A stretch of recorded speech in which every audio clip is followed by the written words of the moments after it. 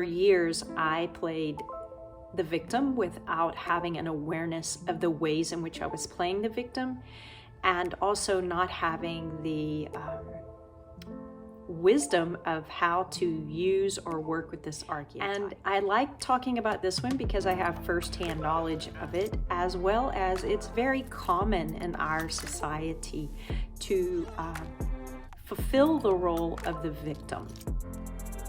I'm going to give you an example.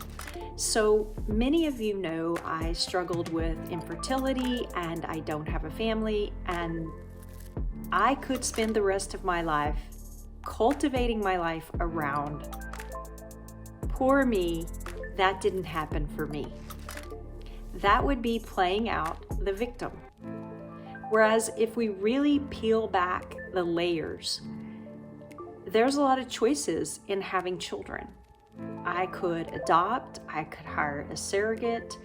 I mean, there's a lot of choices. If this is actually what I wanted and what I had to do in order to feel fulfilled, then I can make this happen. Also, another really common example that I used to see when I practiced as a marriage and family therapist was someone who would come in and speak about how their significant other did not contribute enough, such as didn't fold the laundry enough, didn't take the trash out enough, didn't.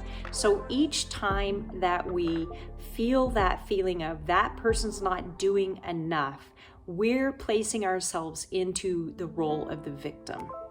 And we're losing our power and losing our sense of peace at our center, internally, inside of us.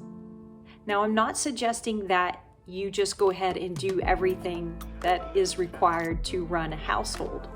But what I hope is that you would get curious as to the ways that you are perhaps filling the role of the victim. So the more that you can notice these moments, then the freer that you can actually become. Because when we take full responsibility for ourselves, when we take full responsibility for what we are creating in our life, we find freedom. We find an empowerment. So the way in which I work with these voices in my head is that I actually try to locate where in my body. So if I notice that I'm being triggered, or if I notice that I'm playing the victim, I'm feeling sorry for myself, I'm feeling disempowered, then I will try and see if I can find it where it's located in my body. If I can't find where it's located in my body, then I simply imagine sending that thought, the breath, just slowing everything down just for a moment. This practice just takes a second. And the reason I like to use the breath is that the breath, for me and my belief, is the giver of life, and it is the sustainer, and it directly connects me to the divine realm. So I'm sending the sweet perfume of the breath to this energy that, quite frankly, I would rather not have, but it is a part of being a human. And so when we can learn to acknowledge and offer this softness of the breath to these various archetypes, then we can become the driver of our life. We can become the archetype of the hero.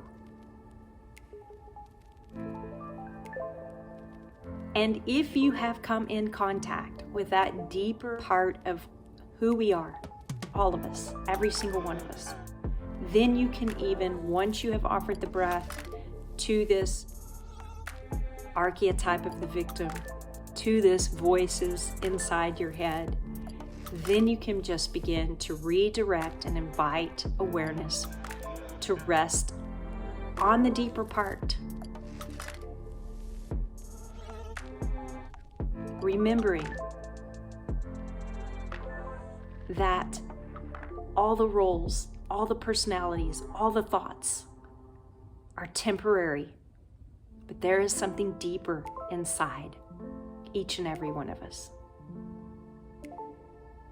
I hope this helps. I hope this gives you ideas and sparks your own path toward freedom, liberation, and a more peaceful existence. Thank you.